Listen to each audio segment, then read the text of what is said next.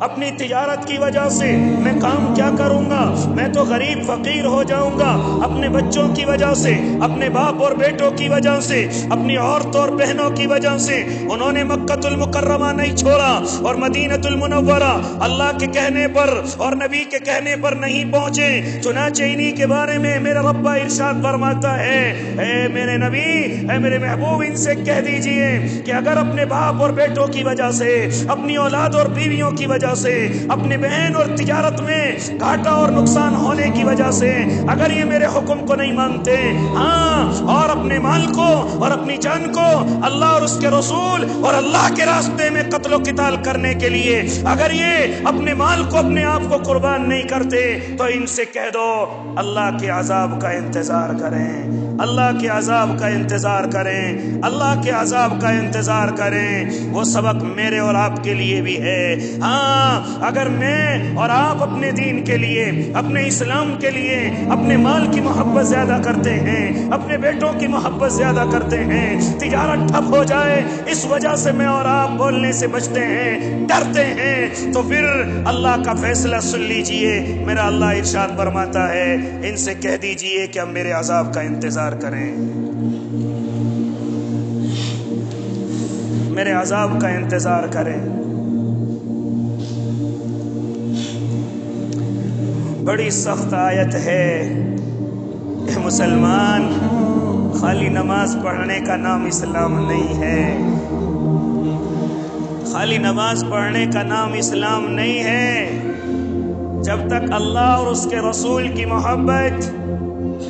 جب تک اللہ اور اس کے دین کی محبت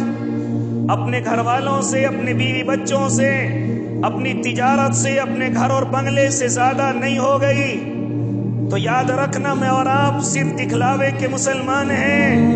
میں اور آپ صرف دکھلاوے کے مسلمان ہیں۔ اس لیے معزز سامعین اعظام، صحابہ نے آیت سنی ہے تو پھر کیوں نہ عمل کرتے؟ ہاں، احد کے میدان میں جب کعبہ پلٹ گیا تو صحابہ اگر چاہتے تو آقا مدنی کو چھوڑ کر کے بھاگ سکتے تھے، صحابہ اگر چاہتے تو اپنی جان کو بچا سکتے تھے، لیکن نہیں، کوئی ایسا اللہ کا بندہ نہیں جو اس طریقے سے وہاں سے نکل کر کے بھاگا ہو، بلکہ جب یہ خبر محسوس ہو گئی، یہ خبر مشہور ہو گئی کہ کسی نے آواز گڑائی، اور آواز گڑانے والا ابن قیمہ ہے، ارے میں نے محمد عربی کو قتل کر دیا ہے، نعوذ باللہ میں نے ان کو شہید کر دیا ہے، تو ایسے وقت میں صحابہ ایک دم مایوس ہو گئے تھے، لیکن مایوس ہو کر کے دوڑنا کسی نے گوارا نہیں کیا۔ بدر کے میدان سے، اسی طرح احد کے میدان سے کسی نے بھاگنا گوارا نہیں کیا، بلکہ انس بن نضر جیسے ہاں یہ کہتے ہوئے جا رہے تھے، ارے اب ایسی زندگی سے کیا فائدہ جس زندگی میں اب آقا مدنی کا دیدار نہ ہو، آقا مدنی کی زیارت نہ ہو، اگر وہی دنیا سے چلے گئے ہیں تو اب ہمارا اس دنیا میں رہنے کا کوئی فائدہ نہیں ہے۔ صفوں کو چیرتے ہوئے، مقابلہ کرتے ہوئے، گردنوں کو اڑاتے ہوئے آگے کی طرف جا رہے ہیں۔ اگر کسی صحابی نے روکنے کی کوشش کی ہے، آپ زیادہ آ گئے انس آپ زیادہ آ گئے ہیں، کہا کہ نہیں نہیں، مجھے احد پہاڑ کے نیچے سے جنت کی خوشبو آ رہی ہے، مجھے چلنے دیا جائے، مجھے اس خوشبو کی طرف جانے دیا جائے، اور یہ کہتے ہوئے ہاں مقابلہ کر رہے ہیں۔ آواز آئی کہ انس بن نضر جنت کی خوشی میں اور جنت کی خوشبو کو محسوس کرتے ہوئے اس دنیا سے رخصت ہو گئے ہیں۔ ایسی زندگی کا کیا فائدہ جس میں آقا مدنی ہی نہ ہو، جس میں ان کی زیارت ہی نہ ہو، جس میں ان کی محبت ہی نہ ہو۔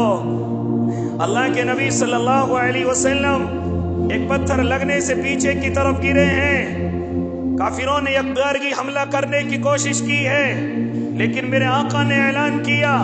ہے کوئی جو ان سے مقابلہ کرے،